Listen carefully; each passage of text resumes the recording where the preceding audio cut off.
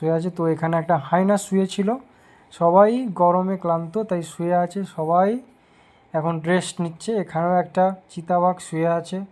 তো আজকে সবারই ঘুমানোর দিন মনে হচ্ছে। এখানেও জলহস্তী শুয়ে আছে। যাই হোক, এখানেও জলহস্তিগুলো শুয়ে আছে।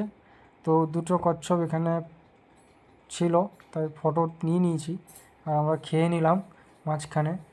তো খুব খিদেও পেয়ে গেছিলো। তারপর খাওয়ার পর দেখতে পেলাম এখানে অনেক রকমের হাঁস।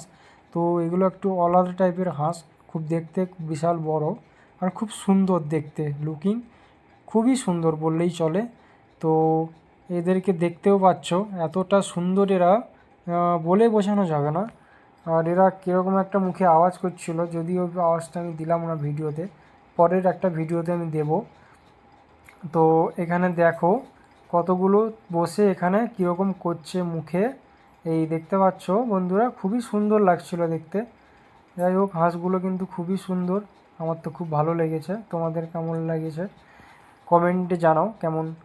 এখানে ছিল হরিণ, এটা একটা বড় টাইপের হরিণ, নামটা ঠিক আমার জানা নেই যদিও, তাও খুব সুন্দর। এখন আজকে খুব গরম ছিল তাই একটু ওরা ছায়া যেখানে সেখানেই ওরা একটু থাকছে।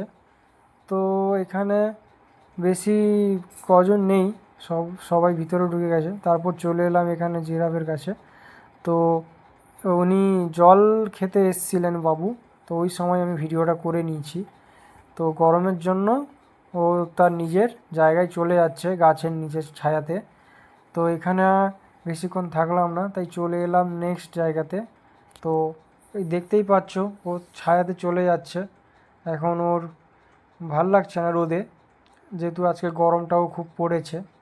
তো তারপর চলে এলাম আমরা ক্রোকোডাইলের কাছে। এখানে প্রায় 50টারও বেশি কুমির আছে এখানে। জানি না কতটা দেখা যাচ্ছে ভিডিওতে, তাও একটু জুম করে দেখালাম। সবাই পুরো মরার মতো শুয়ে আছে, মনে হচ্ছে যে পুরো মরে গেছে, কিন্তু কাছে গেলে পুরো শেষ করে দেবে। তাই এখানে তারপর চলে এলাম ঘড়িয়াল এখানেও ওরাও রোদে শুয়ে আছে পুরো মরার মতো। আজকে সবাই পুরো মরার মতন ঘুমোচ্ছে, আমরাই শুধু জ্যান্ত হয়ে ছোটা করে দেখছি। যাই হোক, তো এখানে ঘড়িয়ালগুলো কেমন শুয়ে আছে। যাই হোক, ওরা পুরো স্ট্যাচু হয়ে গেছে। এখানেও একটা কুমির পুরো স্ট্যাচু হয়ে গেছে, পুরো মুখটা হাঁ করে স্ট্যাচু হয়ে গেছে। ওখানেও একজন স্ট্যাচু হয়ে গেছে, আমি বুঝতে পারছি না কি করব, সবাই স্ট্যাচু হয়ে গেছে। যাই হোক, তাও একটু দেখে নিতে হলো, পয়সা তো দিয়েছি।